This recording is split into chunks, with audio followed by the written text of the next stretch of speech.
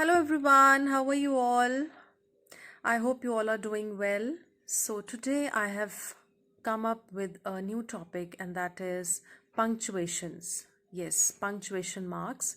See, when we speak, we pause, we stop, or we change our tone of our voice to make our meaning clear. But we cannot do this when we write, right?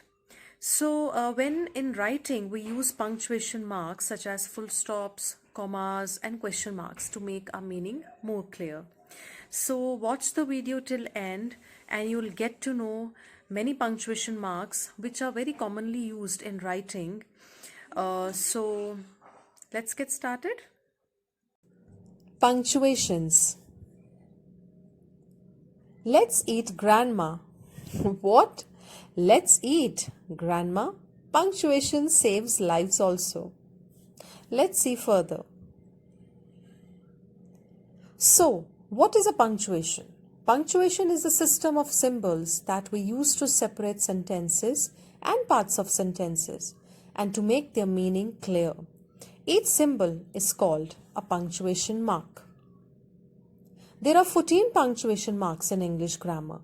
Full stop, question mark, exclamation mark, comma, semicolon, colon, dash, hyphen, parenthesis, brackets, braces, apostrophe, quotation marks, and ellipses. How to use these punctuation marks? Let's see one by one. The first one, full stop.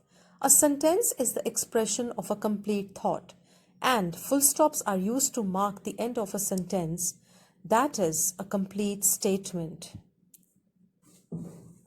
The next one is comma. The most popular mark of punctuation is comma. Since 16th century, comma has referred to the mark that sets off words, phrases, and clauses. They separate a line or a series. Let's see further. When is a comma used? It is mainly used to separate items in a series or list, to separate phrases and clauses, to separate question tags from rest of the sentence, to separate spoken part of the text with unspoken, and when the words or phrases are used in direct address. The question mark. To show that a direct question has been asked, whether in direct speech, enclosed within inverted commas, or as a part of passage of writing. A statement which asks a question shall attract an interrogation mark. Interrogation mark means question mark. The exclamatory mark. To exclaim over something, a dramatic confession, a warning, an expression of anger, joy, etc. An exclamatory mark is used after a strong imperative sentence. It is used by writers to convey an emotion to the reader. Colon, a mark of punctuation used after a statement, usually an independent clause that introduces a quotation, an explanation, an example, or a series. Semicolon, a mark of punctuation used to connect independent clauses and show a closer relationship than a period does, typically when they are related to or contrast with one another. Using the semicolon. When dinosaurs agree on something, they'll often high-five one another. Dinosaurs are all about high-fives, isn't it?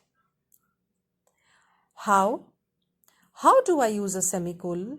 If you have two independent clauses, meaning they could stand alone as their own sentences, it's okay to use a semicolon. For example, my aunt also had hairy knuckles. She loved to wash and comb them. Difference between semicolon and colon. See, in semicolon it's used to connect two independent clauses, whereas colon used to give an example and present a list. Further examples are in front of you. Dash, a mark of punctuation dash, technically known as F dash, used to set off a word or a phrase after an independent clause. Phrases or clause that interrupt a sentence.